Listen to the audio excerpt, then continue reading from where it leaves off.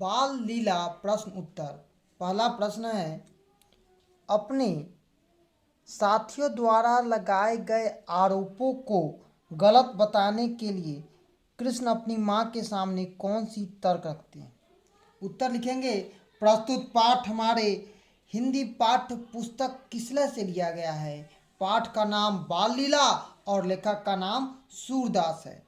श्री कृष्ण की भांति तर्क दे देकर माँ को आश्वस्त करना चाहते हैं कि उन्होंने माखन नहीं खाया। कन्हैया का पहला तर्क है कि माँ, तू तो मुझे सुबह होते ही गायों की रखवाली के लिए मधुबन भेज देती है और फिर मैं तो गायों के साथ शाम में ही लौटता हूँ। फिर मैंने माखन कब चुराया।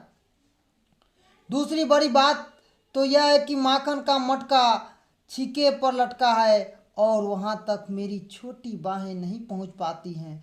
तीसरी बात तो मैया यह है कि ग्वाल बाल मुझे बदनाम करने के लिए माखन मेरे मुंह में लगा देते हैं और तुम तो इतनी भोली हो कि इनकी बातों में आ जाती हो। कन्हैया अपने बचाव में अंतिम अस्त्र फेंकते हैं और कहते हैं कि तुम्हारे मन में कुछ भेद है। क्यों, मैं तो तेरा बेटा हूँ नहीं, मुझे जन्म देने वाली माँ तो और है, फिर तुम मुझ पर कैसे विश्वास करोगी। दूसरा प्रश्न है, नीचे दिए गए कुछ पंक्ति दी गई है जिसे पढ़कर बाल लीला के पदों से उनकी पंक्तियों को छांट कर लिखिए जिनका भावार्थ इन पंक्ति में समाहित है। तो पहला है क, माँ मैं कभी बहुत छोटा हूँ, छोटी छोटी मेरी बाहें हैं, सीका मैं किस तरह पा सकता हूँ। माँ मेरे सभी दोस्त अभी दुश्मन बन बैठे हैं, मेरे मुंह पर जबरदस्ती माखन लगा दिया। उत्तर लिखेंगे, प्रस्तुत पाठ हमारे हिंदी पाठ्य पुस्तक किसले से लिया गया है। पाठ का नाम बाल लीला और लेखक का नाम सूरदास है। मैं बालक बहियन को छोटो, छीक कहीं विधि पायो, ग्वाल बाल सन बैर परे हैं, बड़ बस मुख लपटायो। दूसरा पद है ख, माँ अपनी यह लाठी और कंबल ले लो, तूने मुझ पर परेशान किया है। यह इस पर यशोदा माँ हंसकर कृष्ण को गले लगा लेती है। लिखेंगे, प्रस्तुत पाठ हमारे हिंदी पाठ्य पुस्तक किसले से लिया गया है। पाठ का नाम बाल लीला और लेखक का नाम सूरदास है।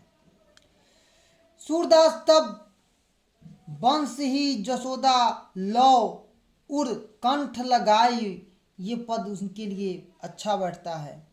पाठ के आगे का पहला प्रश्न है, अपने बचपन की कोई मजेदार घटना लिखना है। तो लिखेंगे, प्रस्तुत पाठ हमारे हिंदी पाठ्य पुस्तक किसले से लिया गया है। पाठ का नाम बाल लीला और लेखक का नाम सूरदास है। अपने बचपन की एक मजेदार कहानी लिखता हूँ। मैं अपनी नानी के घर गया था। बचपन में बहुत नटखट था। मेरा स्वभाव था कि मैंने अपने चाचा का एक रेडियो छिपा कर रखा था। खोज शुरू हुई लेकिन बिना साक्षी के वे मुझ पर कुछ नहीं कह सकते थे। कई दिनों तक बीत गए। तांत्रिक आए, ज्योतिष आए, सबों ने बताया कि रेडियो घर में से बाहर चला गया है, लेकिन रेडियो उन्हीं के घर में था। लेकिन चोरी दूसरे के दरवाजे से मैंने की थी। अतः मैंने 100 रुपये की मिठाई पर रेडियो खोज निकालने की बात तय की। मिठाई आया, हमने वहाँ सभी लोगों ने मिठाई बांटी और स्वयं खाई। बात तो पक्की थी। कुछ ही क्षणों में रेडियो उनके घर में निकाल कर उसके सामने रख दिया। मिठाई खाने के विचार से रेडियो छिपाने की बात सबों के सामने रखी। वस्तुतः हमें तब मज़ा आता था जब ज्योतिषों ने रेडियो नहीं मिलने की बात बताते थे। तांत्रिकों का झूठा कथन सुनकर मैं आनंद से विभूत होता था। दूसरा है, निम्नलिखित पद का अर्थ अपनी मातृभाषा में कीजिए। पहला है, जिसको क बोलते हैं, मैं बालक बहियन को छोटो, छीक कहीं विध पायो, ग्वाल बाल सब बैर परे हैं, बड़ बस मुख लपटायो। लिखेंगे, प्रस्तुत पाठ हमारे हिंदी पाठ्य पुस्तक किसलय से लिया गया है। पाठ का नाम बाल लीला और लेखक का नाम सूरदास है। माँ मैं तो बच्चा हूँ, मेरी हाथ भी छोटे छोटे हैं, ऊंचे सीख को मैं कैसे प्राप्त कर सकता हूँ। ये ग्वाले के बच्चे मुझे दुश्मनी पाल रखे हैं, माखन खाए वे और जबरदस्ती मेरे मुंह में माखन लगा देते हैं, जिससे मैं चोर साबित हो जाती हूँ। माँ मैं चोर नहीं हूँ माँ। ख है तू जननी जन की अति भोरी, इनके कहीं पति आयो, जीव तेरी कछु भेद उपजही, जानी परायो जायो। लिखेंगे उत्तर।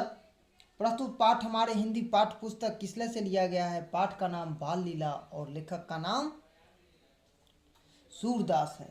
माँ माँ तो मन की अति भोली है, इससे तो इनकी बातों पर विश्वास कर लेती है। तुम्हारा हृदय में मेरे प्रति कुछ भेद उत्पन्न हो गया है, क्योंकि तुम मुझको पराया पुत्र समझती हो। और कहते भी हैं तू जननी जन की अति भोरी, इनके कहीं पति आयो, अजय तेरी कछु भेद उपजहूं, जानी परायो जायो। तो आज हम बाल लीला का प्रश्न उत्तर किए।